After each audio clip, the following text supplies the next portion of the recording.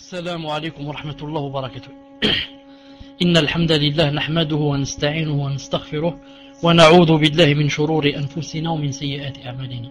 من يهده الله فلا مضل له ومن يضلله فلا هادي له، وأشهد أن لا إله إلا الله وحده لا شريك له، وأشهد أن محمدا صلى الله عليه وسلم عبده ورسوله.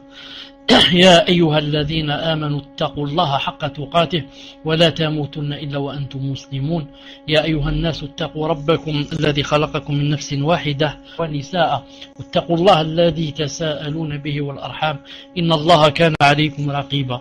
يا أيها الذين آمنوا اتقوا الله وقولوا قولا سديدا يصلح لكم أعمالكم ويغفر لكم ذنوبكم، ومن يطع الله ورسوله فقد فاز فوزا عظيما. ألا إن أصدق الكلام كلام الله، وخير الهدي هدي محمد صلى الله عليه وسلم، وشر الأمور محدثاتها، وكل محدثة بدعة، وكل بدعة ضلالة، وكل ضلالة في النار. أما بعد، حياكم الله جميعا dans ce salon Mubarak bi'idna azza wa jal, en cette soirée du samedi 2 Rajab 1429, ce qui concorde avec le 5 juillet 2008 bi'idna azza wa jal, dans le 33e cours, de la personnalité de la musulmane. Si vous vous rappelez bien, on était au sous-chapitre 17e sous-chapitre, où on avait dit elle s'abstient de la médisance et de la calomnie, et on a vu quels sont les méfaits et quels sont les châtiments de celui qui calomnie. Et que le messager d'Allah sallallahu alayhi wa sallam, lorsqu'il a dit éviter les 7 périls, éviter les 7 grands péchés, il a cité entre autres la calomnie. Aujourd'hui, Inch'Allah Ta'ala, 18e, elle n'est ni obscène ni indécente. Elle n'est ni obscène ni indécente. C'est le 18e mot. Alors qu'il y a combien de sous-chapitres? Il y a 53 sous-chapitres. Et nous sommes au 18e, que Allah Azza wa Jal nous aide et nous facilite. Bismillahirrahmanirrahim. Une musulmane au comportement raffiné par l'islam ne profère jamais des propos indécents, obscènes ou injurieux. Elle sait en effet que les enseignements de sa religion rejettent cette pratique en la décrivant comme étant une perversité que Allah Azza wa Jal réprouve. Le messager d'Allah sallallahu alayhi wa sallam a dit: injurier un musulman est un acte de perversité. Je répète, injurier un musulman est un acte de perversité. Le combattre est un acte de mécréance. Est un acte de mécréance. Hadith rapporté par Bukhari et Muslim. Injurier un musulman est un acte de perversité.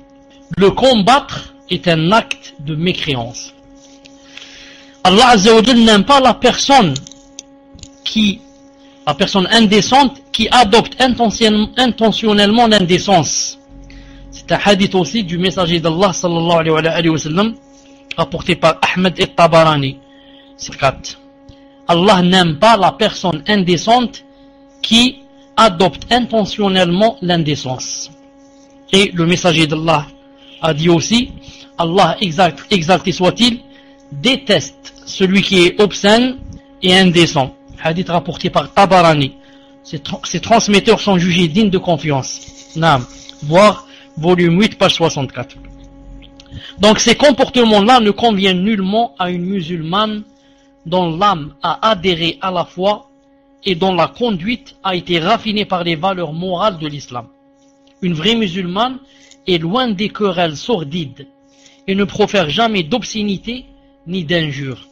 Sa connaissance parfaite de la conduite du messager d'Allah sallallahu alayhi wa sallam l'élève au-dessus de ses bassesses à elle, car elle sait qu'il n'a jamais prononcé sallallahu alayhi wa sallam un propos blessant susceptible d'offenser quelqu'un ou de porter atteinte à son honneur. Dans un hadith que nous avons déjà cité, Anas ibn Malik radiyallahu ta'ala anhu, le fidèle compagnon du messager d'Allah sallallahu alayhi wa sallam, a dit: le messager d'Allah sallallahu alayhi wa sallam ne faisait jamais usage ni d'injures ni de mots obscènes ni d'imprécations. S'il avait un reproche à faire, il disait, qu'a-t-il cet homme-là? Que son front soit plein de poussière. Qu'a-t-il? Que son front soit plein de poussière, rapporté par Bukhari. Regardez le messager d'Allah, s'il s'énerve, il dit que son front soit rempli de poussière, et ne dit pas autre chose. Allah sallallahu alayhi wa sallam s'abstenait même de prononcer des imprécations à l'encontre des polythéistes et des kuffars qui s'étaient détournés de son message. On rapporte à ce sujet qu'Abu Hurayra radiyallahu ta'ala anhu a dit: des gens dirent au prophète sallallahu alayhi wa sallam, ô messager d'Allah, invoque Allah contre les polythéistes. Ô messager d'Allah, invoque Allah contre les polythéistes. Il a répondu: je n'ai pas été envoyé pour maudire, mais j'ai été envoyé uniquement en tant que miséricorde. Allahu Akbar. Après, il ne veut pas les kuffars, les polythéistes, les associateurs, il ne veut pas quoi? Il ne veut pas invoquer Allah Azza wa Jal contre eux. Il dit: je n'ai pas été envoyé pour maudire, mais envoyé uniquement en tant que miséricorde. Qu'en est-il des takfiriyin qui maudissent les musulmans et qui disent d'eux ce sont des kuffars? Qu'en est-il des takfiriyin qui maudissent les musulmans et qui disent d'eux ce sont des kuffars? Qu'Allah Azza wa Jal nous préserve d'eux. Qu'Allah Azza wa Jal préserve nos enfants d'eux. Qu'Allah Azza wa Jal préserve notre umma des takfiriyin. Dans sa tâche d'éradiquer l'agressivité de l'esprit du croyant, le messager d'Allah sallallahu alayhi wa sallam affirme que diffamer ou insulter autrui sont des actes qui causent la ruine de l'homme dans ce bas monde et dans l'au-delà. Et que l'atteinte portée à l'honneur des gens anéantit. On rapporte que le messager d'Allah sallallahu alayhi wa sallam a dit: savez-vous qui est l'homme ruiné?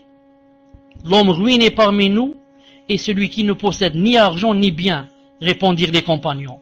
Il leur dit alors: le vrai homme ruiné de ma communauté est celui qui viendra au jour de la résurrection en ayant fait la prière, le jeûne et l'aumône légale. Mais qu'est-ce qu'il a fait? Mais il aura insulté celui-ci, diffamé celui-là, abusé des biens d'un troisième, tué tel autre et frappé tel autre encore. Alors, chacune de ces victimes bénéficiera séparément du crédit des bonnes actions.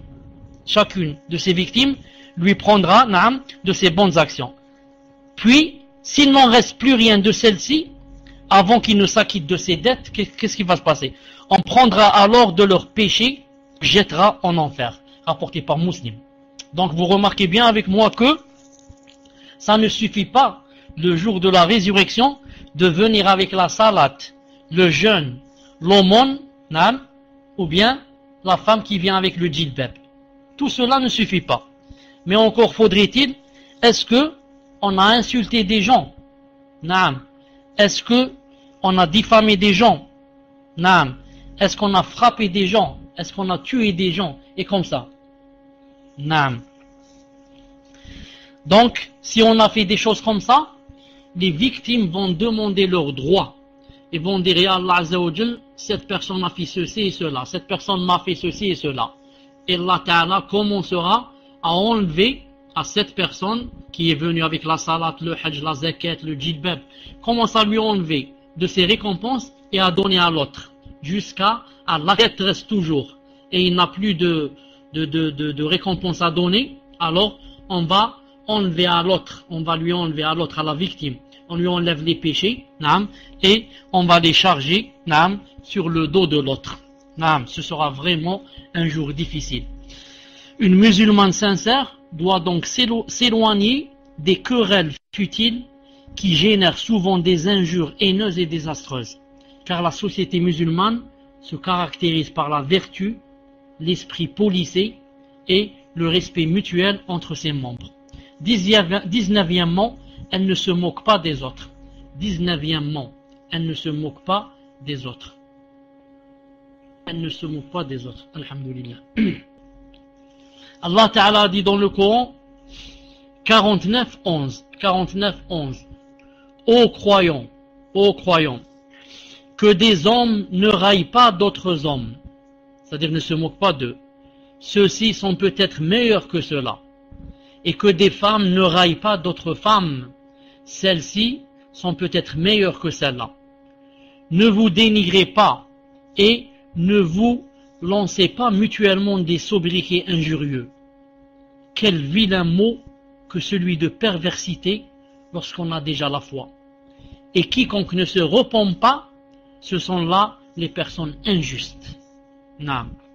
Donc, se moquer des autres personnes étant une pratique incompatible avec la foi et une perversion déplorée par le Coran, la musulmane ne saurait alors l'adopter. Quand je dis la musulmane, peignée des valeurs morales de l'islam est modeste et ne manifeste ni orgueil ni arrogance. Or, se moquer des gens vis-à-vis d'elle, d'où son incompatibilité avec la personnalité du croyant. Le messager d'Allah sallallahu alayhi wa sallam a dit: la pire méchanceté pouvant venir d'une personne, vous avez entendu, la pire méchanceté. Non, il n'y a pas plus pire méchanceté que celle-là. C'est quoi? C'est de mépriser son frère musulman. Non, et de ne pas lui donner l'importance que l'islam lui a donnée. Non. Beaucoup de gens méprisent, beaucoup de frères méprisent leurs frères. Beaucoup de sœurs méprisent leurs sœurs. Et pourtant, certains frères, ou bien certaines sœurs, quand elles voient des kuffars, elles et ils les respectent plus que les musulmans. Des fois, on méprise un musulman, on méprise un frère, on méprise une sœur. Et quand on voit le kafir, on voit Jacques et Jacqueline, on leur donne du respect plus que on ne doit leur donner, subhanallah al-azim. Tout cela, pourquoi? Parce que c'est la foi qui est faible et on est complexé, on a le complexe. Car on n'aime pas vraiment pour Allah et on ne est pas pour Allah Azza wa Jal. Sinon, comme Allah Azza wa Jal a dit, les croyants sont toujours modestes entre eux, sains. Comme on a dit le verset, les croyants sont entre modestes et avec les kuffars, les croyants se donnent de l'importance à eux-mêmes, pas aux kuffars. 20e, elle est bienveillante envers les gens. 20e, elle est bienveillante envers les gens. Vous écrivez 20e, elle est bienveillante envers les gens.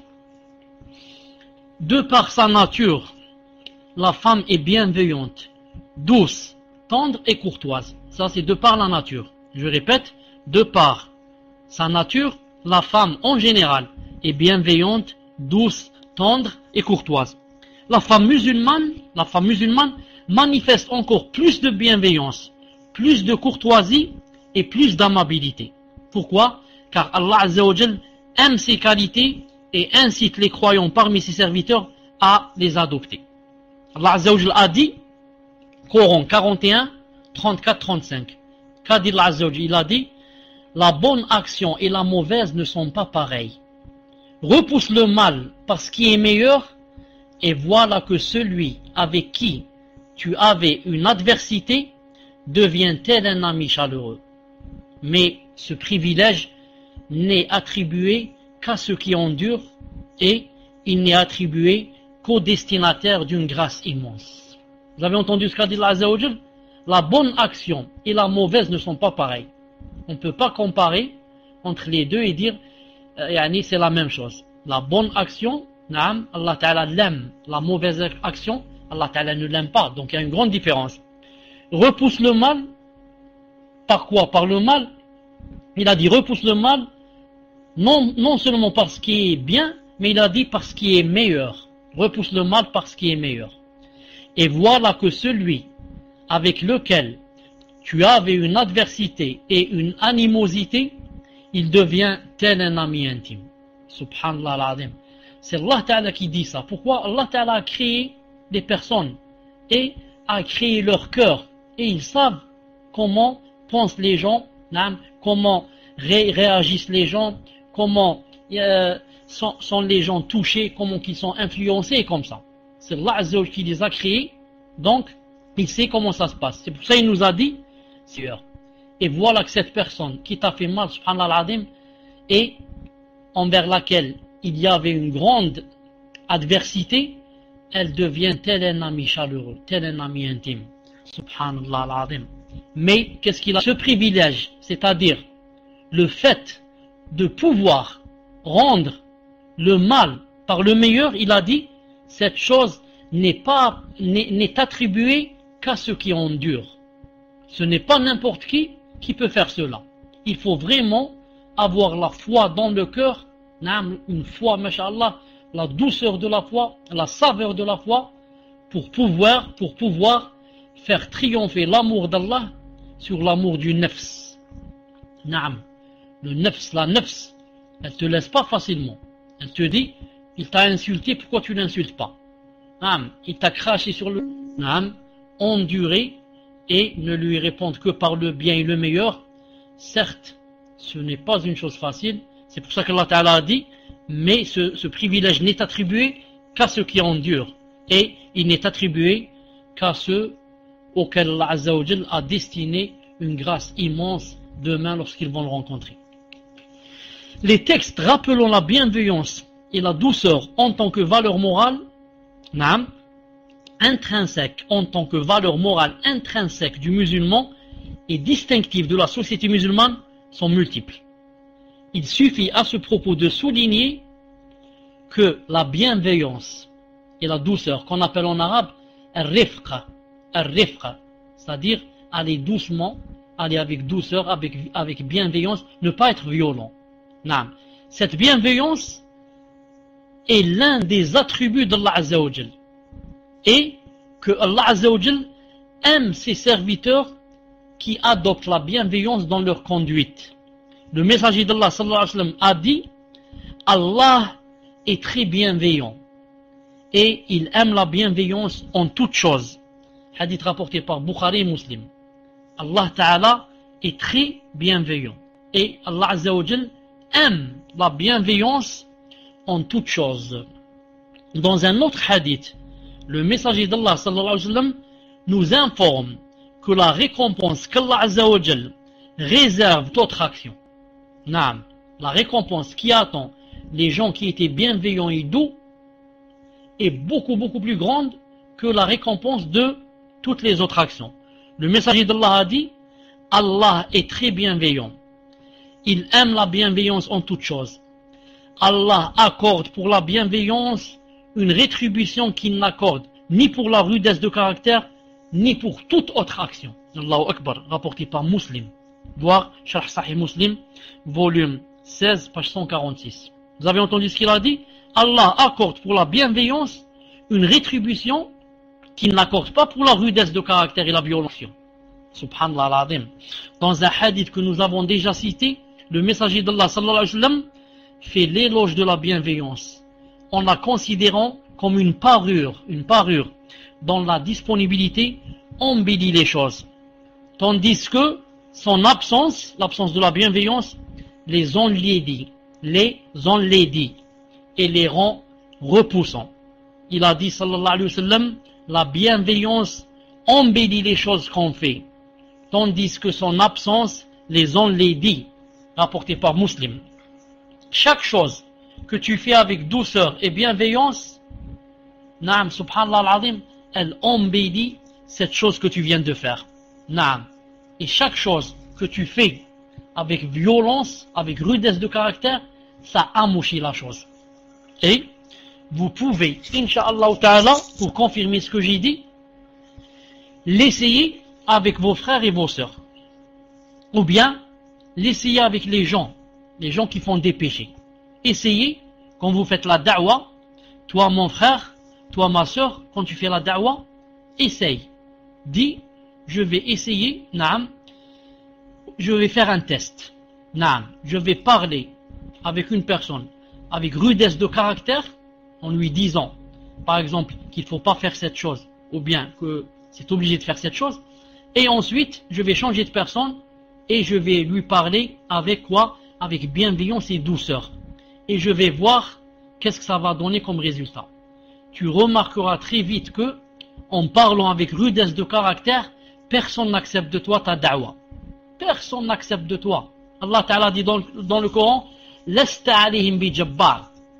Lasta alayhim bi jabbar. Tu n'es pas ici, naam, pour forcer les gens. Tu n'es pas ici comme pour dire un tyran. Naam, les gens vont dire, qui c'est ce tyran? Il veut me forcer à faire la prière. Celle-là, c'est qui celle-là?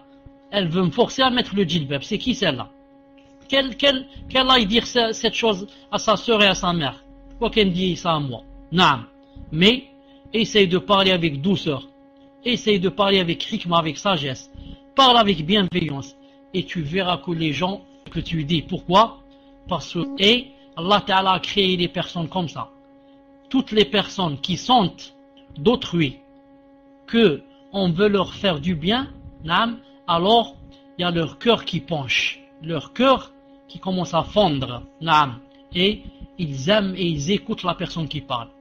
Et toute personne qui me montre qu'elle me veut du mal, naam, même si elle me veut du bien, mais elle m'a donné ce bien dans un plat qui apparemment, naam, me fait mal, des paroles qui me font mal, naam, la façon de parler me fait mal, alors je n'accepte pas d'elle. C'est comme ça, je n'accepte pas. Allah Ta'ala dit dans le Coran, naam, c'est-à-dire que il sait qu'il est dans la faute, mais il ne veut pas reconnaître. Aussi, par son comportement, le messager d'Allah sallallahu alayhi wa sallam enseignait-il aux musulmans la bienveillance et la douceur, en leur recommandant de traiter les gens de manière convenable, digne d'une personne qui appelle les autres à l'islam, la religion d'Allah, le très miséricordieux et le très bienveillant. Le messager d'Allah leur recommandait d'observer cette attitude même dans les situations délicates ou même devant des comportements irréguliers qu'Abu Hurayra radiallahu ta'ala anhu a dit. Un jour, un bédouin, un campagnard, un bédouin se mit à uriner dans la mosquée même. Alors les gens l'appréhendèrent. Mais le messager d'Allah sallallahu alayhi wa sallam leur dit, laissez-le faire, laissez-le continuer à uriner. Dans un autre hadith, comme ça il a dit. Et versez ensuite un seau d'eau sur son urine. Votre mission, il a dit, sallallahu alayhi wa sallam, est de faciliter les choses et non de les rendre pénibles. Hadith rapporté par Bukhari. Vous avez entendu le hadith? Quelqu'un qui vient dans la mosquée et qui commence à uriner. Alors les gens se lèvent pour l'appréhender. Le messager d'Allah sallallahu alayhi wa sallam leur dit, laissez-le continuer à uriner. Il urine où? Dans la mosquée. Laissez-le continuer à uriner. Prenez un seau d'eau et jetez-le sur son urine. Et le problème sera résolu. Votre mission est de faciliter les choses et non de les rendre pénibles. Naam. Il faut dire la vérité. Est-ce que nous, on suit la sunna du prophète sallallahu alayhi wa sallam? Quand on fait la da'wa, on ne la suit pas. Pourquoi mentir? Il faut dire la vérité. On est vraiment loin de la sunna du messager d'Allah sallallahu alayhi wa sallam dans sa da'wa. Pourquoi? Parce que est-ce que si l'un de nous voyait quelqu'un faire une chose pareille dans la mosquée, est-ce qu'il aurait dit par exemple, laissez-le terminer et jeter un seau sur son urine et le problème est résolu? Est-ce qu'il aurait dit cela? Et encore, il aurait blâmé ceux qui voulaient l'appréhender. Il leur dit, ne refaites plus cette chose. Vous êtes là pour faciliter aux gens et non pas pour leur compliquer et rendre les choses pénibles. Est-ce qu'il y a quelqu'un de l'homme avec ce bédouin? Ça m'étonnerait, mais Allahu a'lam. S'il y en a, ça se compte sur le bout des doigts. Naam. Mais par contre, se lever, et insulter une personne qui fait pareil, tout le monde peut le faire. Insulter une personne qui s'est trompée et qui ne savait pas que on n'urine pas dans la mosquée, car c'était un nouveau, un campagnard, et non. Et autrefois, il n'y avait pas la moquette. Il y avait le sable, il y avait la mosquée. Est-ce qu'on est dans la mosquée ou est-ce qu'on est dehors? Mais, vous avez remarqué que si c'était nous, sûrement que on l'aurait insulté, ou bien on l'aurait frappé, ou bien, et qu'est-ce qui serait passé? Il se serait passé que cette personne, comme maintenant, beaucoup de gens ont juré qu'ils n'iraient pas à la mosquée à cause de telle et telle personne qui se dit salafi. Il dit, moi, je ne vais plus faire la prière dans telle mosquée. Pourquoi? Il y a des gens là-bas qui se disent salafi, mais qui vraiment, vraiment, ils te font fuir de l'islam. Et il y a aussi des femmes qui ne vont plus à la mosquée, car il y a des sœurs qui font fuir de l'islam. À cause de certaines sœurs, elles disent, moi, je préfère rester à la maison plutôt que je vais là-bas, on va m'énerver. On va m'énerver, on va me mépriser, on va ceci. Je préfère rester là chez moi. Et bien sûr, toute personne, je dis bien toute personne, qui sera la cause de faire fuir une personne de la mosquée ou alors de l'islam, Allah subhanahu wa ta'ala.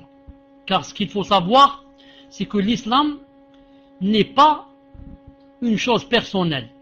Ce n'est pas une chose que mon père ou bien ton père nous ont laissé.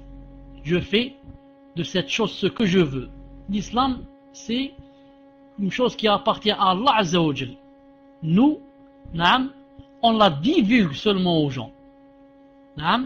S'ils l'acceptent, alhamdoulilah, on a des récompenses. S'ils l'acceptent pas, qaddar Allahu ma shafa'al, et on a toujours des récompenses. Allah Ta'ala ne nous a pas envoyés pour les forcer, pour forcer les gens. Car si Allah Ta'ala avait voulu, il aurait rendu tout le monde musulman. وَلَوْ شَاءَ رَبُّكَ لَآمَنَ مَنْ فِي الْأَرْضِ كُلُّهُمْ جَمِيعًا أَفَأَنْتَ تُكْرِهُ النَّاسَ حَتَّى يَكُونُوا مُؤْمِنِينَ. Allah Ta'ala dit dans le Coran, si Allah Ta'ala avait voulu, il aurait rendu tout le monde croyant. Est-ce que toi, tu forces les gens jusqu'à ce qu'ils deviennent croyants? Ça c'est un verset. Subhanallah al-Azim. Je répète le verset. Si Allah Ta'ala avait voulu, il aurait rendu tout le monde croyant.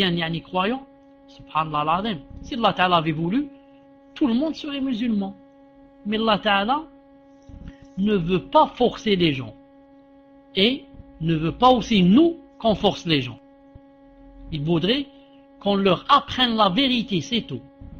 Qu'on laisse la vérité arriver à leur cœur.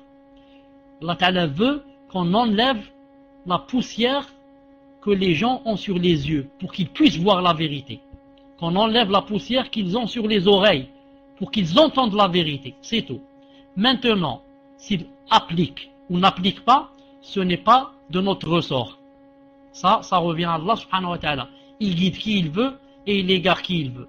Et nous, notre but c'est quoi? C'est de divulguer, propager le din. Avec quoi? Avec sagesse, avec bienveillance. Naam. La tolérance, c'est par la tolérance et la bienveillance, et non par la violence et la répression, qu'on parvient à attirer les gens vers la vérité. Le messager d'Allah sallallahu alayhi wa sallam avait l'habitude de dire à ses compagnons, qu'est-ce qu'il leur disait? Annoncez des choses agréables aux gens et ne les repoussez pas de la religion. Facilitez-leur les choses et ne leur compliquez pas. Et ne les leur compliquez pas. Hadith rapporté par Bukhari et Muslim. Je répète, qu'a dit le messager d'Allah sallallahu alayhi wa sallam? Il a dit, annoncez des choses agréables aux gens. Et ne les repoussez pas de la religion. Ne les faites pas fuir de la religion. Facilitez-leur les choses et ne les leur compliquez pas. La rudesse et la violence repoussent instinctivement les gens, tandis que la douceur, la courtoisie et la bienveillance les attirent de manière spontanée. D'où le verset où Allah Ta'ala a dit, verset 159, sourate numéro 3, il a dit, mais si tu avais été rude, au cœur dur, il se serait dispersé autour de toi. Subhanallah al-Azim. Qu'a dit Allah Azza wa Jal en parlant au messager d'Allah? Mais si tu avais été rude, au cœur dur, il se serait dispersé d'autour de toi. Sont là, masha'Allah, autour de toi, c'est que tu n'es pas rude et tu n'as pas un cœur dur. Mais si tu veux que les gens se dispersent et fuient de toi, alors aie un cœur dur, aie un cœur dur et sois rude, et sois violent, alors tu verras que tout le monde va fuir de toi. C'est pour ça que vous remarquez que beaucoup de frères et beaucoup de sœurs font une faute énorme, lorsque, masha'Allah, il y a une personne, un frère et certaines sœurs, bien sûr avec sincérité. Inch'Allah ta'ala, je n'ai pas un brin de doute qu'ils sont sincères et qu'ils veulent l'amour d'Allah et la récompense. Qu'est-ce qu'ils font?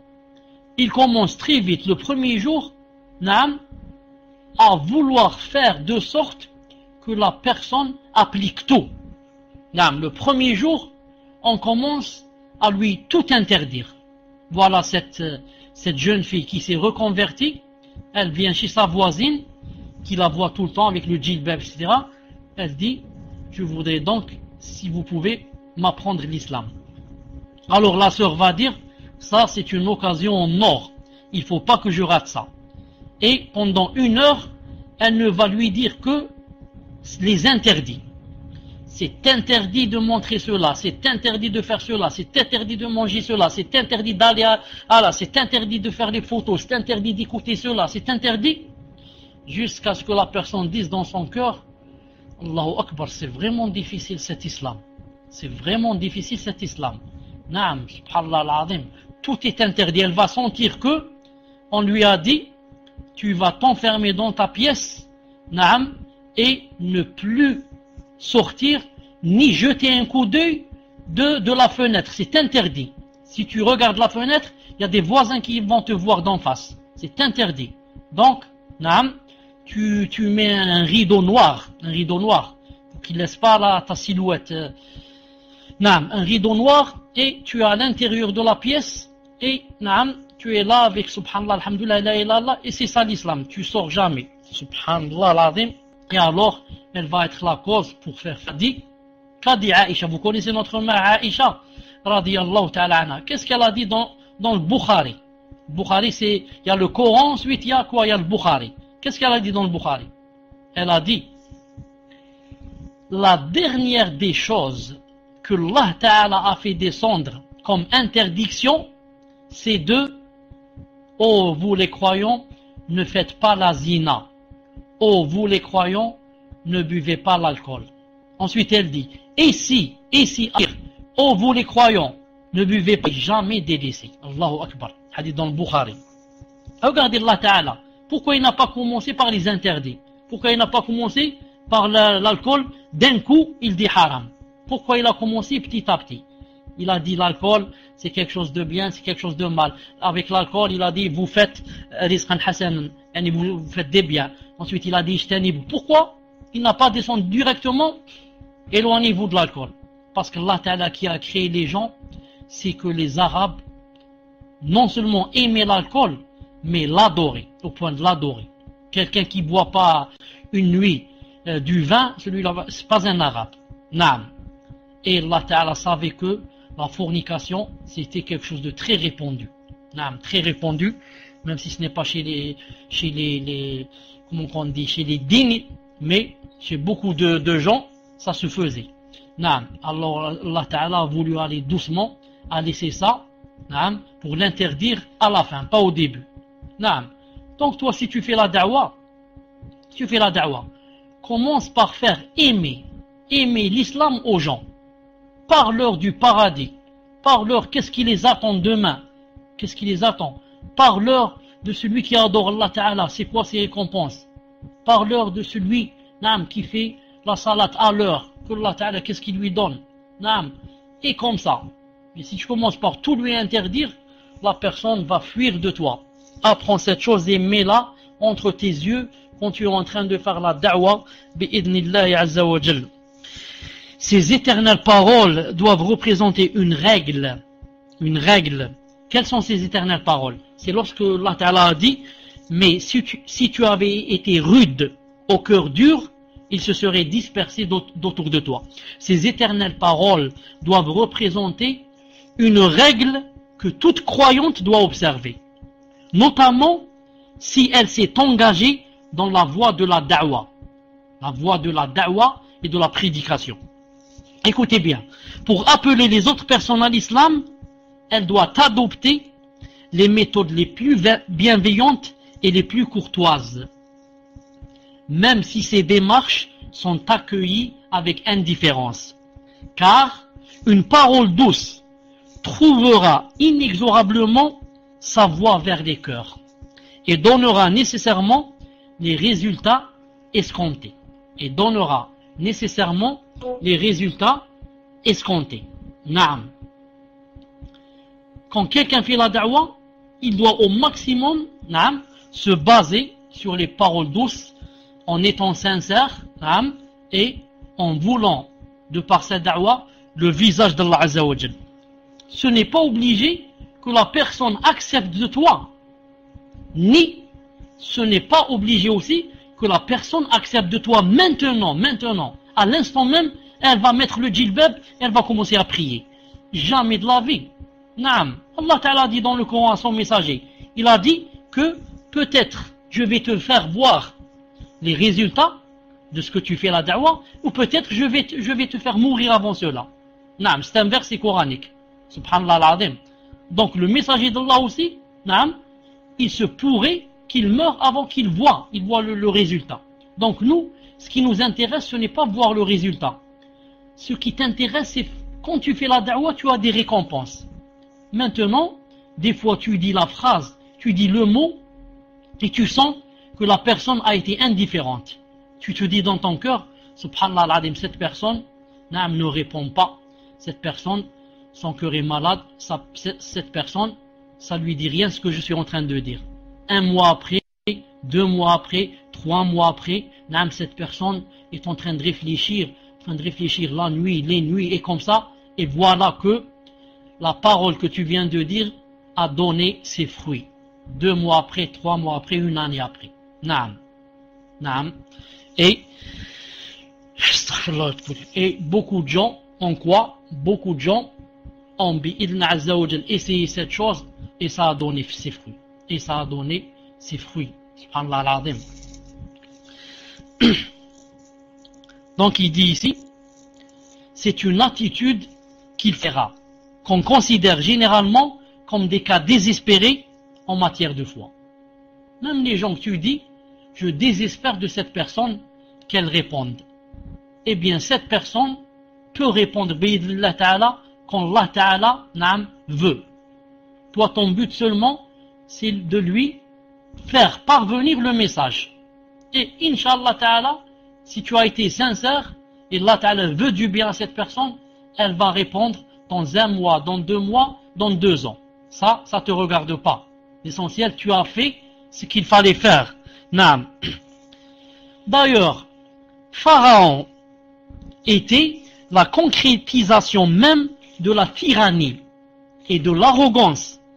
Mais quand Allah Ta'ala lui envoya le prophète Moïse et son frère Haroun, qu'est-ce qu'il leur a dit? Il leur a dit, allez vers Pharaon, il est coupable d'outrance, et adressez-lui des paroles courtoises. Peut-être se rappellera-t-il ou bien me craindra-t-il. Coran 20, versets 43-44. Est-ce que vous connaissez quelqu'un de plus kafir et de plus coupable naam, que Pharaon? Sûrement qu'il n'y a pas. Et pourtant Allah Ta'ala, quand il a envoyé Moussa alayhi salam et son frère Haroun, qu'est-ce qu'il leur a dit? Qu'est-ce qu'il leur a dit de dire à son plus grand ennemi, le plus grand ennemi d'Allah Ta'ala? Qu'est-ce qu'il leur a dit de dire? Adressez-lui des paroles courtoises. Pourquoi? Peut-être se rappellera-t-il, peut-être il viendra un jour où ça va influencer sur son cœur, et peut-être il me craindra. Subhanallah al-Azim. Conformément à la tradition du prophète sallallahu alayhi wa sallam, la bienveillance ne peut être que bénéfique. Elle est en elle-même la source du bien. D'après Jabir ibn Abdillah, qu'Allah Ta'ala l'agrée, le messager d'Allah a dit, et privé vraiment de bien celui qui est dépourvu de bienveillance. Hadith rapporté par Muslim. Le messager d'Allah sallallahu alayhi wa sallam a dit, celui qui n'a pas de bienveillance et de douceur est une personne qui est privée de bien. Dans d'autres hadiths, il est précisé que le bien provenant de la bienveillance profite aux familles comme aux sociétés. D'après Aïcha radiyallahu ta'ala anha, le messager d'Allah lui a dit, ô Aïcha, sois bienveillante, car lorsque Allah Azza wa Jal veut du bien pour une famille, il la guide vers la bienveillance. Hadith rapporté par Ahmed ibn Hanbal, volume 6, page 104. Vous avez entendu ce qu'a dit le messager d'Allah à Aïcha, il lui a dit, ô Aïcha, sois bienveillante. Pourquoi? Car lorsque Allah Azza wa Jal veut du bien pour une famille, qu'est-ce qu'il fait Allah Azza wa Jal? Il guide cette famille vers la bienveillance et la douceur. Dans une autre version, le messager d'Allah a dit, lorsque Allah Ta'ala veut du bien pour une famille, il dote ses membres de bienveillance. Dans un autre hadith, le messager d'Allah sallallahu alayhi wa sallam nous informe que la bienveillance est une qualité qui protège le croyant de l'enfer. Subhanallah al-Adim. Vous saviez cela? Vous savez que la douceur et la bienveillance, c'est une qualité qui allait rentrer en enfer. Allah Ta'ala lui pardonnera à cause de quoi? Qu'elle avait la douceur. Masha'Allah, elle avait la bienveillance. Le messager d'Allah sallallahu alayhi wa sallam a dit, voudriez-vous que je vous indique qui sera préservé de l'enfer? Ou bien, voudriez-vous que je vous indique celui qui l'enfer sera interdit pour lui? On sera préservé tout homme et toute femme bien sûr, aimable, paisible et accommodante. Subhanallah, toute personne qui sera aimable, paisible et accommodante, cette personne sera préservée de l'enfer. Les enseignements du prophète sallallahu alayhi wa sallam exaucent le croyant à une attitude,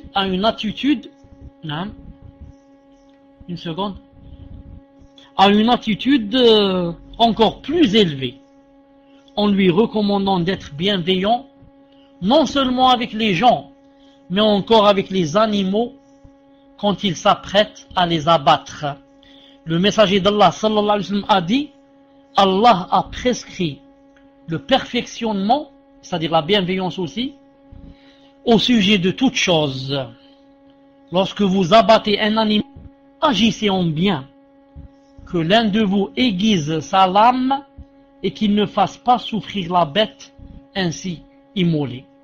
Subhanallah al-Azim. Regardez, même dans ce hadith rapporté par Muslim, même avec les animaux, on doit avoir la bienveillance. On doit être doux. L'animal, le mouton, qu'on veut égorger pour l'Aïd, est-ce qu'on a le droit de l'égorger avec une lame qui n'est pas aiguisée? On n'a pas le droit. Et on n'a pas le droit de dire c'est un animal. Je m'en fous, c'est un animal, c'est pas une personne. Je dis que l'animal aussi ressent. L'animal aussi, sent le mal. L'animal aussi pleure. L'animal aussi crie, même si nous on l'entend pas.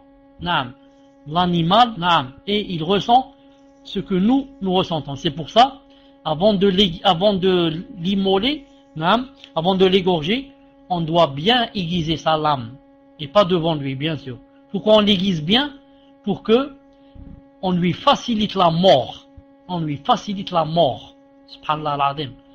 Tellement l'islam t'apprend non seulement à compatir avec les gens, mais encore avec les animaux.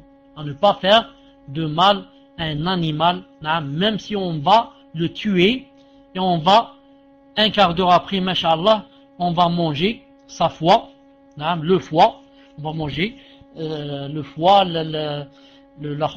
son cœur, on va faire le meshwi, mashallah, et malgré cela, on doit, incha'Allah ta'ala, être très bienveillant avec lui.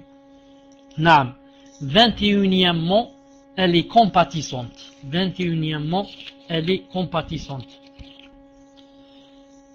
21e, elle est compatissante. Je vais laisser, Inch'Allah Ta'ala, cette chose pour le prochain dars, Inch'Allah Ta'ala. Je voudrais vous rappeler deux choses.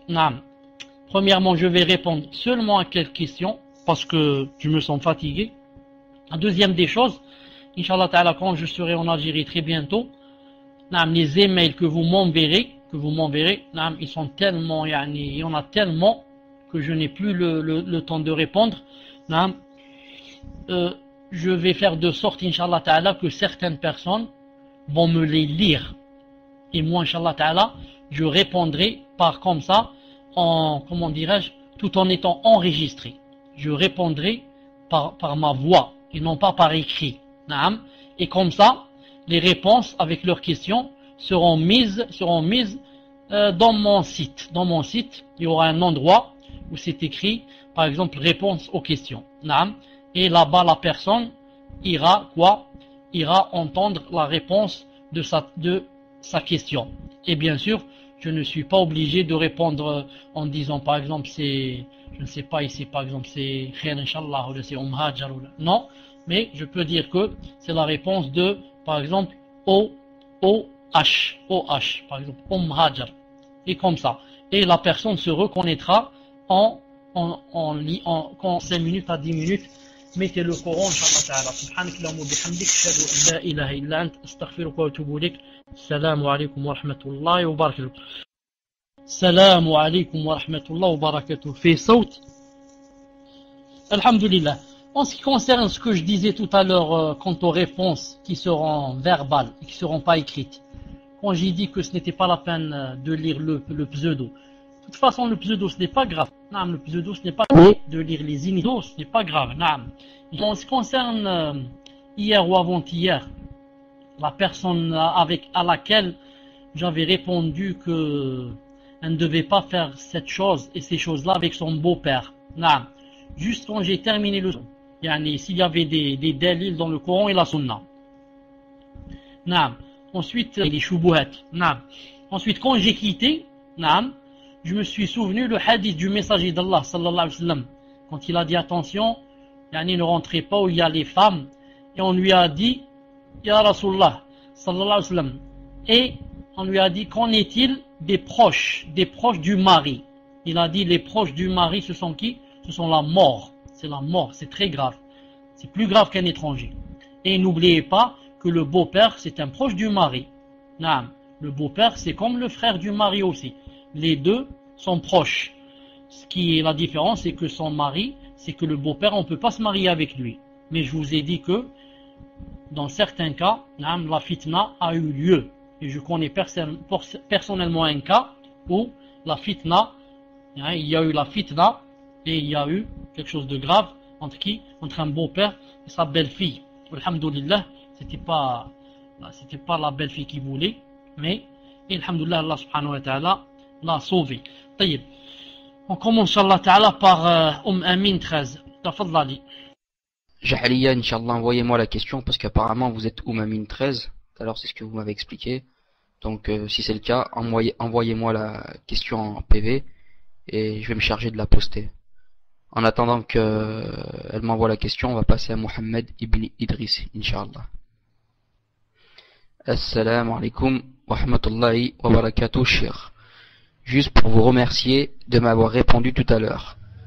Qu'Allah accorde le Firdaous à vous et votre famille et qu'Allah raffermisse la foi de tous mes frères et sœurs présents ce soir. Allahumma amin. Donc si c'était juste pour dire cela, on peut passer à Najmuddin, Inch'Allah. Donc Najmuddin m'a envoyé sa question en PV, elle est longue, donc je vais prendre le temps de la lire, Inch'Allah. Salam alaikum shir. Wa ahyakum Allah tout d'abord.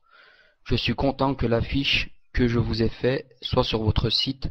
Jazakumullahu khairan. Ma question est la suivante. Je dois me marier mercredi, Inch'Allah, mais tout à coup ma sœur me dit que la sœur lui a dit qu'elle était avec quelqu'un dans la Jahaliya et que ce frère la harcelait au téléphone et la menace alors qu'il la frappait. Il insultait, il s'est même introduit chez les parents de la sœur pour lui voler ses affaires. Résultat, la sœur ne sait même plus si elle doit se marier, elle a peur. Est-il permis que si je me marie, d'attraper ce frère, car il lui a fait des choses très très graves dans le passé? Quelle attitude dois-je adopter? Barakallahu fikum wa ahyakum Allah. Wa alaykum salam wa rahmatullah wa barakatuh. في صوت. نعم. لا حول ولا قوة إلا بالله العلي العظيم. الله المستعان. طيب. Il faudrait être sûr, Inch'Allah Ta'ala, que d'abord, du côté de la sœur, il n'y a rien entre elle et lui. Naam, et que du côté, de son côté, elle, tout est terminé. Et que, naam, elle veut vraiment ce mariage, naam, et que, yani, le mal vient seulement de lui. Et que ce n'est pas elle qui, par exemple, naam, lui envoie des SMS ou je ne sais pas quoi. Bien sûr, je ne l'accuse pas. J'ai dit, mais il faut être sûr d'abord de cela, qu'elle veut vraiment ce mariage et que tout est terminé entre elle et lui dans le passé. Et le passé, c'est le passé. Ensuite, maintenant, si vraiment tout est terminé, qu'elle est prête à se marier et qu'elle a tout oublié, alors bien sûr, tu pourras, Inch'Allah Ta'ala, contacter ce frère, ou bien aller chez lui, ou bien aller où il prie, ou bien c'est elle qui te donnera les coordonnées, pour lui dire que, voilà maintenant, je suis marié officiellement, et que si jamais, yani, il se passe quelque chose, s'il se passe quelque chose, yani, ne me plains pas. C'est toi-même que tu dois blâmer. Je suis venu pour t'avertir, et en même temps, te parler avec bienveillance et hikmah, et te dire, voilà, peut-être pas une menace, même envers moi. Il n'a pas le droit, il n'a pas le droit de menacer envers toi si elle ne veut pas de lui. Si elle ne veut pas de lui. Mais contacter dès maintenant pour savoir de quoi ça retourne. Pour savoir, il a des choses que si tu les avais connues ou là si tu les connais, peut-être que tu vas pas te marier. Peut-être qu'il connaît des choses ou là que toi tu connais pas et que si tu les connaissais, peut-être que tu dirais, si je savais ça, je me serais pas présenté à cette femme. Donc cela revient à toi. Maintenant, si tu veux tout oublier et que cette sœur te plaît et que tu sais que elle aussi, elle a tout oublié et qu'elle est sérieuse et qu'elle est masha'Allah, tu te maries et ensuite s'il se passe entre toi et lui, c'est une affaire d'homme. S'il te menace, s'il te frappe, tout ça c'est une affaire d'homme. Toi aussi tu le menaces, toi aussi tu fais ce que tu peux. C'est comme ça, Inch'Allah Ta'ala, que je vois. C'est comme ça, Inch'Allah Ta'ala, que je vois. Mais si la sœur, maintenant, ne veut pas, ou elle a toujours un lien avec cette personne, ou là que c'est louche, ça, c'est autre chose. Jazakallahu khairan, Allah yahafzak, qu'Allah subhanahu wa ta'ala t'aide et te facilite. Tfadal. Donc, Ja'iliya, je vous ai retiré le raid. Vous pouvez poser votre question, Inch'Allah. En attendant que Ja'iliya pose sa question, on va passer à la question suivante, Inch'Allah, pour pas perdre de temps. Donc je vous rappelle, barakallahu fikum, de préparer vos questions, d'autant plus que Shir est fatigué et qu'il nous accorde de son temps et qu'il va pas répondre à beaucoup de questions. Donc pensez à ceux qui ont la main levée derrière vous, Inch'Allah. Il faut lui retirer le raid Ahi al-Ulaba. Parce qu'il l'a pas. Ah, je vais les retirer, sinon je m'en charge, Inch'Allah. Mais apparemment, il n'a pas le raid retiré. Bon, je vais prendre la question de Ibrahim 8. Parce que je vois qu'elle vient de m'envoyer un PV. Qu'elle me l'envoie à moi, Inch'Allah, Ibrahim 8. Parce que le frère Ulaba, il doit voir son PV fermé, je pense. Ulaba, on me dit faut que tu ouvres ton PV parce qu'il y en a qui essayent de t'envoyer des questions. Depuis tout à l'heure. Inch'Allah. Le frère dit que son PV est ouvert, donc envoyez la question, barakallahu fikum. Subhanallah, c'est triste quand même de voir que on est passé déjà à 5 personnes, il n'y en a pas une qui a préparé sa question. Écoute, là-bas on va passer au suivant, Inch'Allah. Donc, Abedallah, c'est à votre tour, Inch'Allah. Si votre question est prête, vous pouvez la poster. Donc, Assalamu alaikum wa rahmatullahi wa barakatuh. Mon mari fait un travail où il se déplace chez ses clients à leur domicile pour effectuer des travaux d'environ 30 minutes. Et il lui arrive de se retrouver seul avec des femmes dans la maison. Donc la question elle est incomplète, j'attends la suite, Inch'Allah. Moi j'ai la question de Abedallah, Inch'Allah, je vais la lire le temps que le frère termine sa question. Ahwana pour le fiasco, si je puis dire. Salam alaikum, Shehana. J'ai besoin que vous m'éclaircissiez sur ce que je dois faire, Barakallahu fikum. J'ai une maladie des os dite orpheline. Il n'existe pas de traitement en gros, elle crée des douleurs extrêmement fortes qui peuvent être calmées que par la morphine ou par des massages de kiné. Étant donné que j'allaite un bébé de 2 mois, je ne peux pas prendre cette morphine. Mon spécialiste m'a prescrit des séances de kiné en balnéothérapie. Pour m'apaiser, je ne sais pas si j'ai le droit de les faire, car ce sont des massages faits en piscine, mais en groupe avec d'autres femmes qui verront ma aura. Tafaddal, Cheikh. Wa alaykoum salam wa rahmatullahi wa barakatuh. Est-ce que vous m'entendez? Puis saute. Alhamdulillah. Sûrement que, quand quelqu'un a un médicament qui est de la morphine, sûrement que il lui est interdit qu'il le prenne. Si la morphine ou l'alcool était dans ce médicament, mais au point où elle a fondu, c'est comme si elle n'existait pas, n'a ni odeur ni rien. Ça ressemble un peu à, attendez, quelque chose qu'on appelle, j'ai oublié comment ça s'appelle, de temps en temps on dit que tel fromage ou là il a la graisse de porc, là, je sais pas comment on l'appelle, j'ai oublié. Donc reste quoi? Reste à dire ici en ce qui concerne qu'est-ce qu'elle a, la gélatine, jazakallahu khair. La gélatine, on en a parlé beaucoup, alhamdulillah. C'est aussi interdit de montrer sa aura.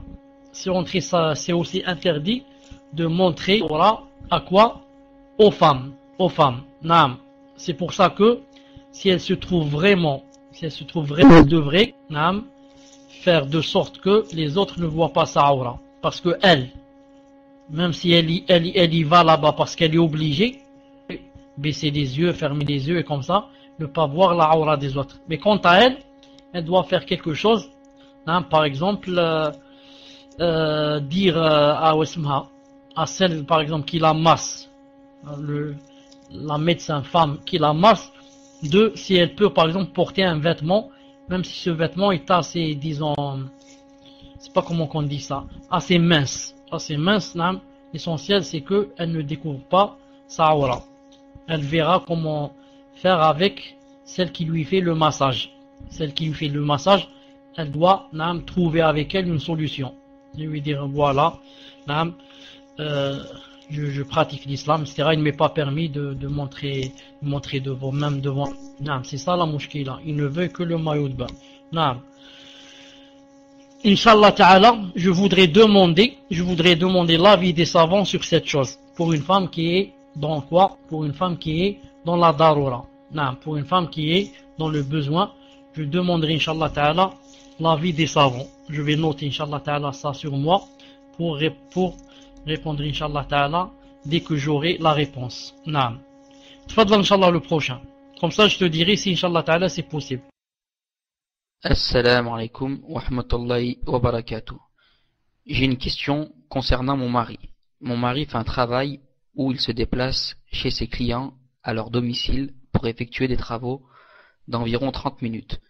Et il lui arrive de se retrouver seul avec des femmes dans la maison. Que doit-il faire? Lui est-il permis de faire ce travail? Barakallahu fikum. Wa alaykum salam wa rahmatullahi wa barakatuh. Fi sawt. Alhamdulillah. Si en rentrant dans la maison où il va travailler, il trouve la femme, mais pas seule, c'est-à-dire avec ses enfants, ou bien des femmes, la femme avec sa mère, avec sa tante, Inch'Allah ta'ala, il n'y a pas de problème, car ils ne sont pas en tête à tête. Mais si jamais ils sont en tête à tête, seulement lui et elle, ça devient interdit. Sauf, c'est quoi? sauf si lui, il peut faire rentrer un autre homme, par exemple, avec lui. Naam, si lui, par exemple, il peut faire rentrer un autre homme avec lui. Naam, sinon, il ne peut pas rentrer où il y a une femme seule en tête à tête. Naam, surtout si, quoi, si, yani, la femme va rester avec lui, et que sûrement elle va pas s'enfermer dans une pièce. Si elle allait s'enfermer dans une pièce, ça aurait été moins grave. Elle le laisse faire son travail et elle va s'enfermer dans sa pièce. Ça peut arriver à toute femme qui, quelqu'un qu'on attendait, il est arrivé maintenant et il doit rentrer pour réparer, il n'y a pas comment, elle s'enferme dans la pièce et elle le laisse jusqu'à ce qu'il sorte. La grande porte, la porte de la maison ouverte aussi. Mais ici ce n'est pas le cas, parce que travailler avec des kafirettes n'est pas folle pour aller s'enfermer et le laisser seul. C'est pour ça qu'il ne peut pas rester avec elle en tête à tête. Sauf s'il fait rentrer un homme avec lui, ou bien si elle a une femme avec elle, ou bien deux, ou bien la voisine, et comme ça. Donc il commence, Inch'Allah Ta'ala, à chercher un travail, et il demande à Allah subhanahu wa ta'ala de l'aider pour qu'il trouve un travail, ou bien comment faire pour avoir un ami avec lui pour le faire rentrer. Quand il sait qu'il va travailler chez une femme, il prend avec lui un ami. Wallahu ta'ala alam, tfaddal. J'ai la question de Amin 13 qui était la première sur la liste, donc je vais la lire Inch'Allah. Salam alaikum.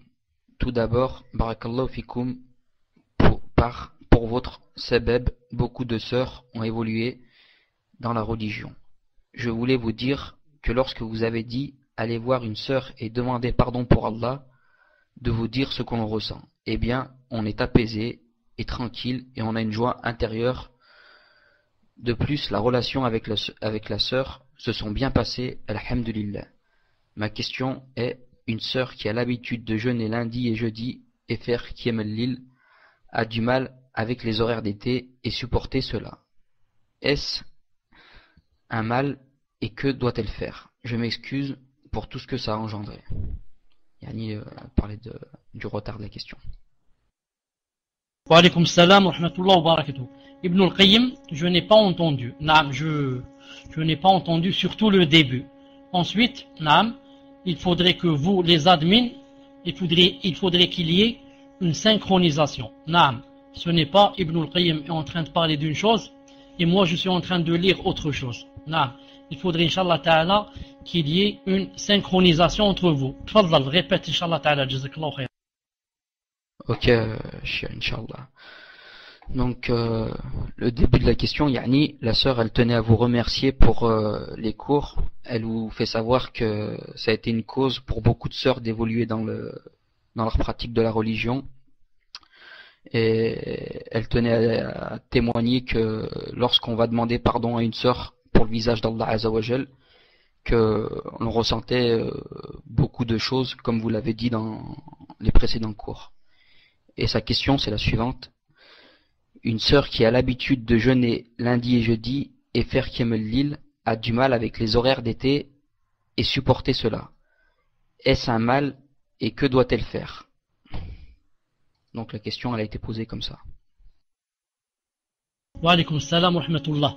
Je dis à cette sœur, Jazakillahu khayran, et Jazakillahu khayran aussi pour cet encouragement, de savoir qu'il y a des personnes qui évoluent en entendant les douros, et c'est un dalil, Inch'Allah Ta'ala, que ces personnes sont sincères et qu'elles veulent Allah Subhanahu wa Ta'ala. Quant à la question elle-même, il faut dire que je ne l'ai pas comprise.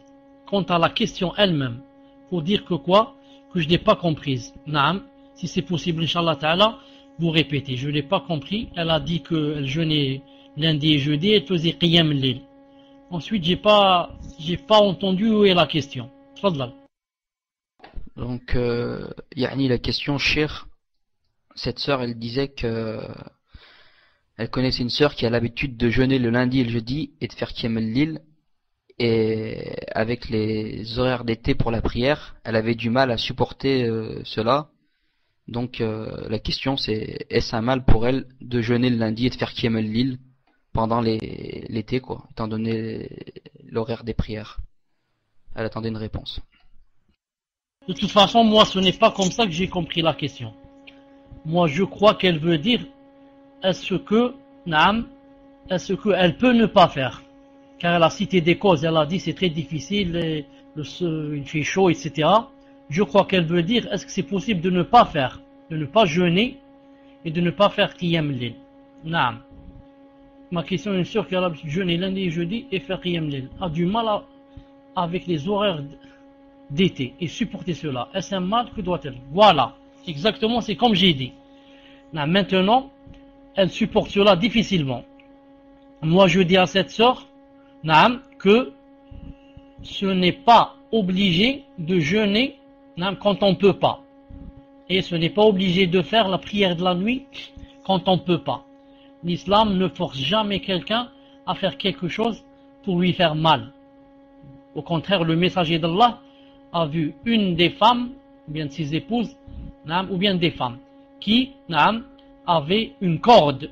Une corde, elle était comme ça, accrochée, si je puis dire, ou bien, adossée comme ça à la corde. Il a dit, qu'est-ce qu'elle a cette femme? Ils lui ont dit, elle fait la prière, ensuite, elle reste un peu comme ça sur la corde pour s'essouffler. Elle fait la prière, et comme ça, elle prend le souffle. Il leur a dit, non, dites-lui de ne pas faire cette chose. Quand elle ne peut plus faire la prière, elle s'endort. C'est comme ça en islam. Jeûner les lundis et jeudis ne sont pas des choses obligatoires. Faire la prière de la nuit ne sont pas des choses obligatoires. Quand je peux, je les fais, Allah Ta'ala me donne des récompenses. Quand je ne peux pas, Allah Ta'ala sait que je n'ai pas pu, il va me donner aussi des récompenses pour la bonne intention que j'ai. Car il savait que si je pouvais, je les aurais fait. D'ailleurs, le messager d'Allah, sallallahu alayhi wa sallam, c'est bien lui qui a dit, il a dit, profitez de quoi? Profiter, il a dit al-ghanim al-barida. Al-ghanim al-barida, c'est le butin froid. C'est quoi le butin froid? C'est de jeûner pendant l'hiver. Pourquoi? Parce que pendant l'hiver, les jours sont très courts, masha'Allah, et c'est très facile de jeûner. Donc regardez comment le messager d'Allah nous a orientés pour jeûner quand les jours sont courts et quand il fait froid. Pourquoi? Pour te montrer que l'islam n'est pas venu pour te faire du mal, ni pour te faire tomber malade. Naam, et vous connaissez le hadith du compagnon que Allah Ta'ala l'agrée, qui faisait le jeûne, naam, au point où il tombait. Il tombait et on lui jetait de l'eau sur lui pour ne pas s'évanouir. Et le messager d'Allah, qu'est-ce qu'il a dit? Il a dit, Laysa min al-bir siyam fi safar. Et celui-là, bien sûr, il jeûnait pendant le voyage. Le messager d'Allah a dit, ce n'est pas de la piété de jeûner pendant le voyage, c'est-à-dire pour les personnes qui jeûnent jusqu'à ce qu'ils tombent et ils veulent s'évanouir. Il a dit ça rentre pas dans la piété. Taïb, Inch'Allah Ta'ala, voilà la réponse. Tafadla, Inch'Allah, le prochain. Assalamu alaikum wa rahmatullah wa barakatuh ya Sheikh. La question fikr numéro 22 du concours m'a beaucoup intrigué. Le liquide de la femme s'est mis au-dessus de l'homme, mais celui de l'homme est arrivé le premier dans l'utérus. Est-ce un garçon ou une fille, et à qui va ressembler l'enfant? La réponse, si je ne me suis pas trompé, est c'est un garçon qui ressemblera à son père. Donc le sexe de l'enfant peut être déterminé par le liquide du père ou de la mère. Est-ce bien cela? Wa alaykum salam wa rahmatullah wa barakatuh. Vous m'entendez? Alhamdulillah. Avant de répondre à la personne qui vient de poser la question, je demande à l'admin d'enlever à une femme qui est ici avec nous. Elle s'appelle Fabrice 197-21. Vous voyez dans la liste Fabrice 197-21. Vous lui enlevez le point rouge, je vais lui parler. Fabrice, je suis un homme. Jazakallahu khairan. Je savais pas ça. Ça change rien, Inch'Allah. Barakallahu fik.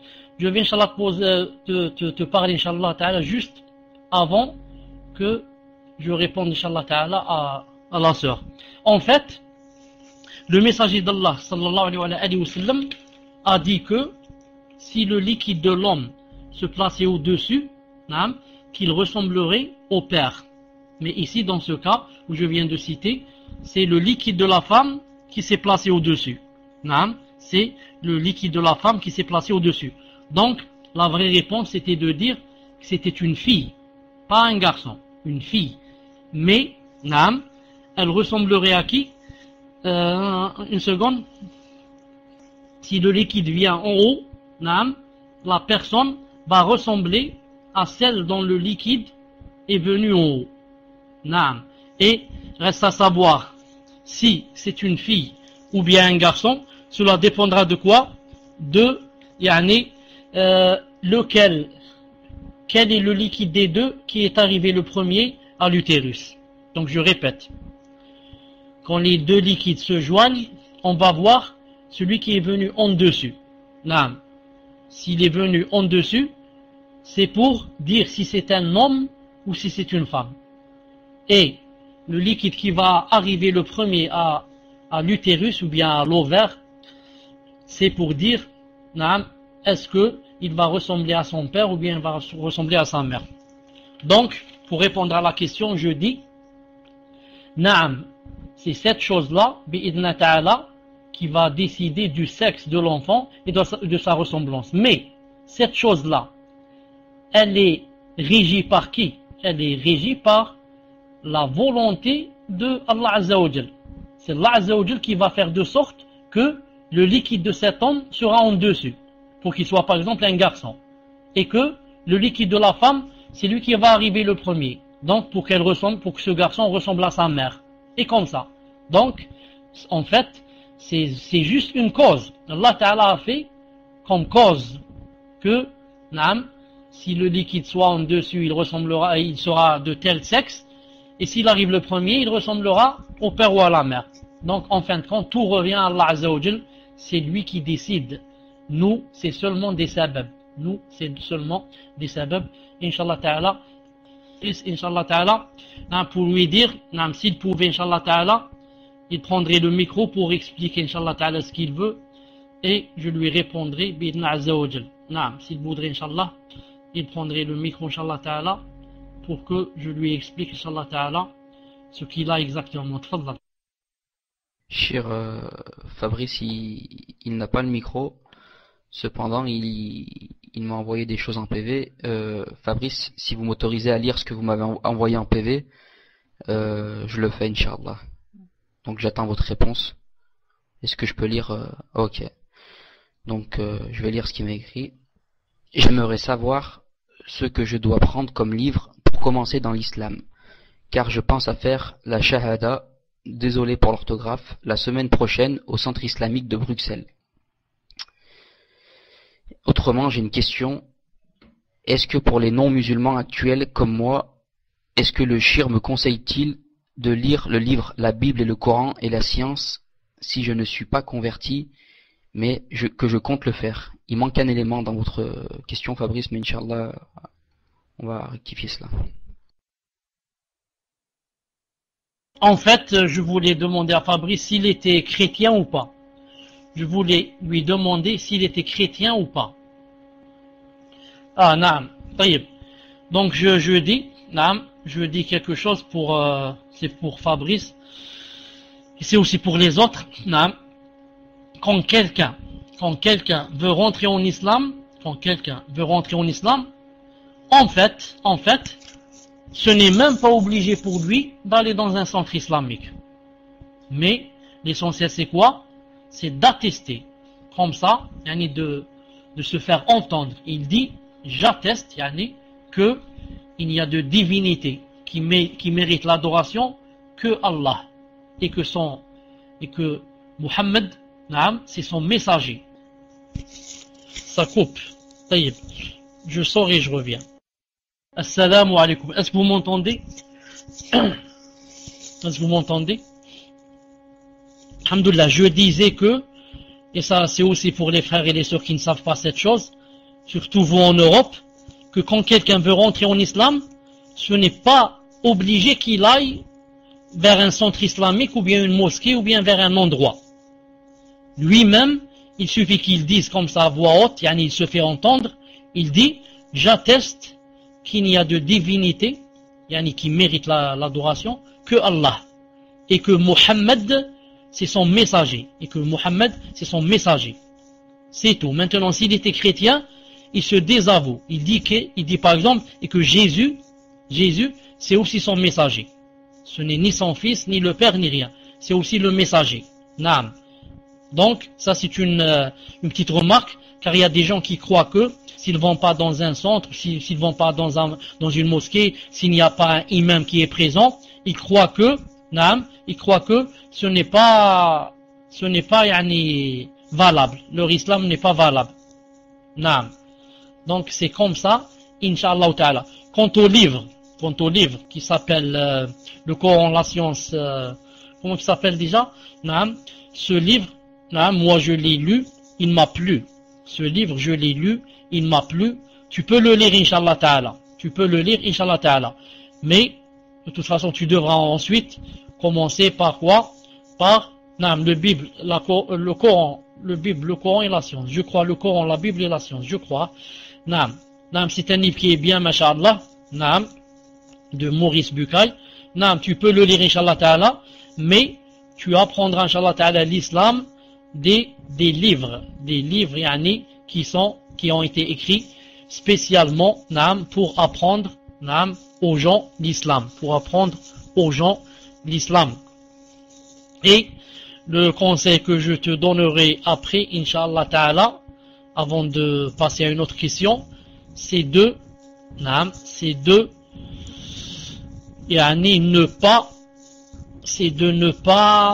comment dire, c'est de ne prendre la science et de ne prendre l'islam que des savants et que des gens qui ont de la science. Parce que Fabrice, tu vas trouver dans le Paltalk beaucoup de salles qui vont parler au nom de l'islam, mais ils vont prêcher quelque chose de faux. Ils vont prêcher qu'il faut tuer les gens. Tu vas écouter des gens qui vont te dire l'islam dit qu'il faut égorger les gens. L'islam dit qu'il faut faire des bombes, mettre des bombes. L'islam dit qu'il faut voler les gens. Tout cela, l'islam se désavoue d'eux. Le problème pour moi, c'est de trouver des gens convenables à qui je peux faire confiance. Voilà un problème, je ne sais pas quoi faire. Naam, Fabrice, tu dois, Inch'Allah Ta'ala, dire, naam, par exemple, aux admins ici, aux admins dans le PV, tu dis par exemple, naam, de quelle ville tu es, dans quel endroit tu es, et des gens, Inch'Allah, Inch'Allah Ta'ala, de confiance, naam, t'aideront, bi'idhn Azza wa Jal. Il y a l'institut des frères de Bruxelles qui s'appelle Al-Furqan. Naam, l'institut qui s'appelle Al-Furqan. Celui-là, Inch'Allah Ta'ala, naam, il contient des gens qui sont, masha'Allah, et qui connaissent la religion bi'idhn Azza wa Jal. Car il faut dire en vérité, il faut dire que en Belgique, il y a beaucoup d'égarés. Il faut dire qu'en Belgique, il y a beaucoup de musulmans qui sont loin de l'islam et qui prêchent le faux islam. Naam, qu'Allah Azza wa Jal t'aide, t'ouvre ses portes et te facilite. Et te facilite la quête de la science. On passe, Inch'Allah Ta'ala, au suivant. Tafadlal. Anas 69120, c'est à votre tour, Inch'Allah. On vous a retiré le raid. Donc, l'administrateur qui a la question à Anas, Inch'Allah, qu'il la poste. Ah, mais quand vous dites j'ai envoyé, c'est sur la room. Yani, ouais, il faut couper la question si elle passe pas. Parce que quand il y a plus de trois lignes, le Paltalk qui empêche la question. Donc en attendant, Inch'Allah, on va passer à Bint Abdullah. C'est à votre tour. Vous pouvez poster votre question en attendant que Oumenes découpe sa question. Salam alaikum, Shir. Mon mari aimerait savoir, est-il permis d'avancer la prière du Dor au Jama'a? Donc je répète la question. Salam alaikum, Shir. Mon mari aimerait savoir, est-il permis d'avancer la prière de Dor au Jumu'a? Naam, je dis franchement, d'abord, wa alaykoum salam rahmatullah. Naam, franchement, je n'ai pas compris la question. Naam, je n'ai pas compris la question. Est-ce qu'il est permis d'avancer la prière du Dohr? Naam, d'avancer à quoi? Le Dohr, c'est quand le soleil quitte le zénith. Maintenant, comment qu'on va l'approcher? Qu'est-ce que ça veut dire? Je n'ai pas compris la question. Inch'Allah ta'ala, formule Inch'Allah. Si on peut avancer la prière de Jumu'ah. Je voudrais être sûr que c'est ça sa question.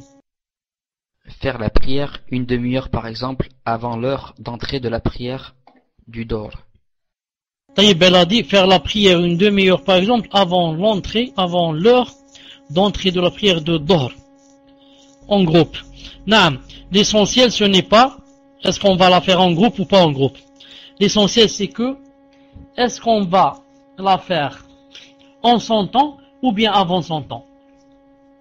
Et une chose pareille, je ne pourrais répondre que si j'étais avec vous. Parce que le Dohr, quand est-ce qu'il commence? Il commence quand le soleil quitte le zénith.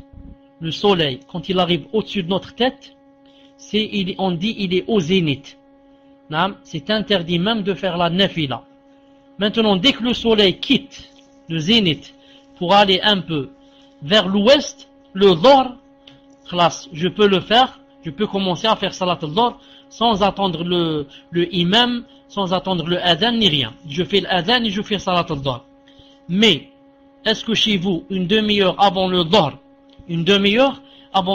officiel, est-ce que le soleil a quitté le zénith? Je ne sais pas. Non, je ne sais pas.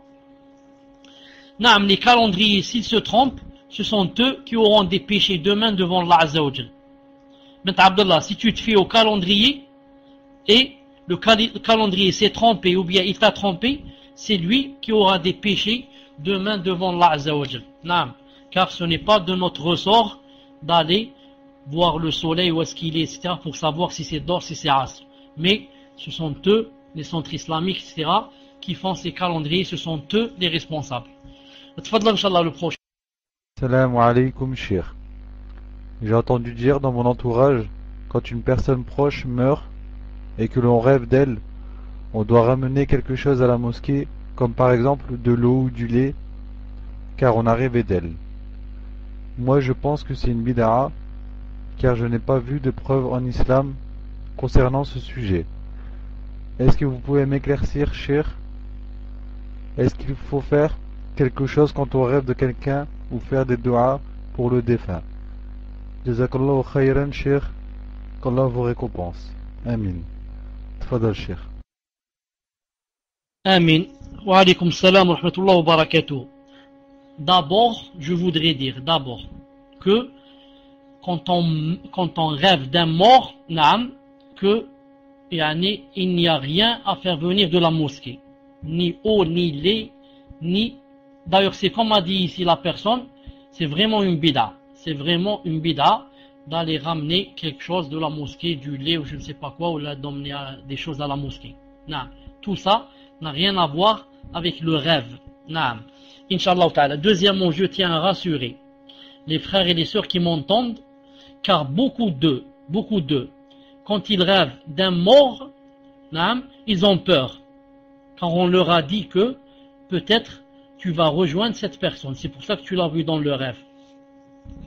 Mieux que cela, je dis à la personne qui rêve d'être morte elle-même, qu'Inch'Allah ta'ala, elle va pas mourir. Qu'Inch'Allah ta'ala, elle va pas mourir. D'ailleurs, les savants ont dit, se voir mourir dans le rêve, c'est un bon signe. Pourquoi? Vous savez pourquoi? Car quand on meurt, on revient vers Allah. Donc toi, qu'est-ce que ça veut dire ici mourir?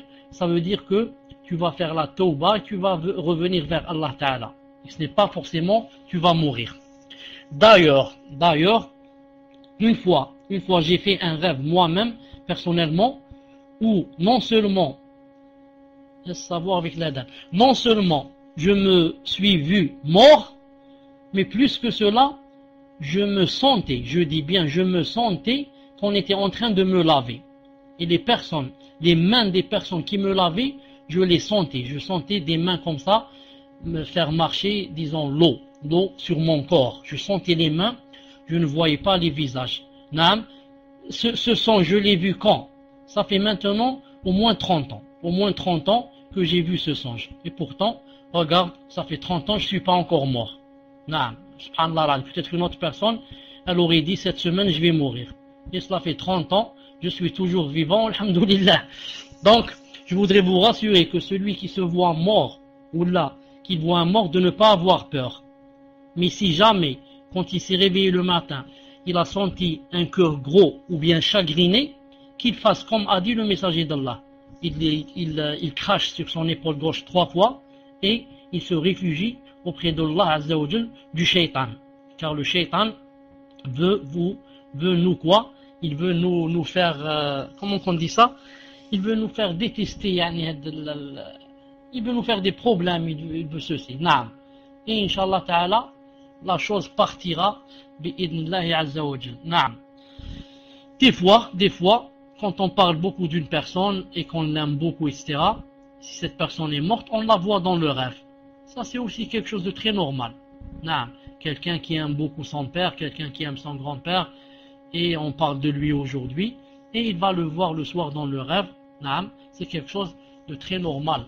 Wallah subhanahu wa ta'ala a'lam. Atfadal. Alhamdulillah, yani Cheikh, vous me rassurez en disant ça. Barakallahu fikum. Donc là, Inch'Allah, j'ai la question de Minhaj Salaf Saleh. Inch'Allah. Salam alaykum ya Cheikh. Hayakumullah. Voilà Cheikh, cela fait 2 mois que je suis sur Paltalk. Et je n'ai jamais entendu ni vu autant de fitan de ma vie. Je ne vous parle pas des Roums, des Takfiriyon ou des Ahbash, mais des Salafis. En effet, j'entends des gens dont je ne citerai pas le nom qui nuisent à l'honneur de certaines personnes reconnues par leur bonne religiosité et par leur bon minhaj. J'entends cela pratiquement tous les jours et je déteste cela. Que vont penser les takfiriyin ou les ahbash lorsque ces fitans arrivent à leurs oreilles? Je souhaiterais donc que vous nous fassiez un court rappel sur cela car c'est un problème grave. Nous avons tendance à oublier que sur le net les anges notent aussi nos faits et gestes. Je sais qu'il faudrait des heures de cours pour remédier à ce problème, mais il vaut mieux quelques minutes que rien du tout.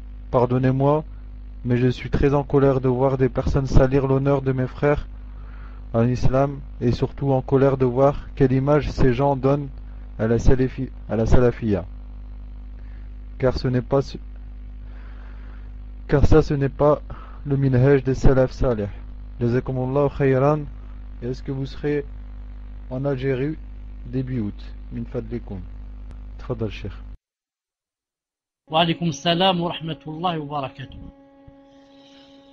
En effet, ce que dit ici cette personne, naam, est vrai et même très vrai. Naam. Et que certaines personnes qui n'ont pas peur d'Allah Azza wa Jal passent leur temps à dénigrer les autres. Naam. Et à dire d'eux des choses, naam, que Allah subhanahu wa ta'ala n'aime pas que nous les disions. Naam. Et tout cela parce que quand les cœurs sont vides de piété et que les gens n'ont pas peur d'Allah Azza wa Jal, ils commencent à parler et à dire n'importe quoi et à salir l'honneur des autres. Et bien sûr, moi je vois dans beaucoup de salons que ils font cela. Mais quand cela vient des takfirin, etc., ce n'est pas grave, car ça c'est leur minhaj. Mais quand cela vient des salaf salih, il faut dire alors que c'est quoi? Que ça devient dangereux. Je note entre parenthèses que si quelqu'un connaît de quelqu'un qui c'est un mubtadi', par exemple les savants ont dit c'est un mubtadi', et que cette personne vient par exemple donner des cours, etc., il n'est pas dans ce cas interdit de dire que cette personne, les savants ont parlé d'elle, etc. Moi je parle de ceux qui parlent sur les gens qui sont conformes, qui sont intègres et qui sont fiables. Qu'Allah Azza wa Jal unisse entre nos cœurs et éloigne de nous les fitnas et ceux qui font les fitnas. Inch'Allah ta'ala, je pense qu'il y aura des doros dans ce sens, Inch'Allah ta'ala.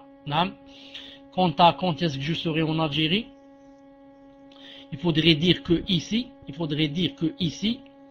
nous sommes combien aujourd'hui? Quelle date nous sommes en juillet? Nous sommes quelle date aujourd'hui en juillet? Nous sommes le 5, il faudrait que vous sachiez que depuis la fin du mois, le mois passé, c'est-à-dire juin, depuis la fin du mois passé, que j'ai arrêté le travail, c'est-à-dire que normalement je devais être en Algérie maintenant, mais que j'ai quelques affaires ici, que je n'ai pas terminé.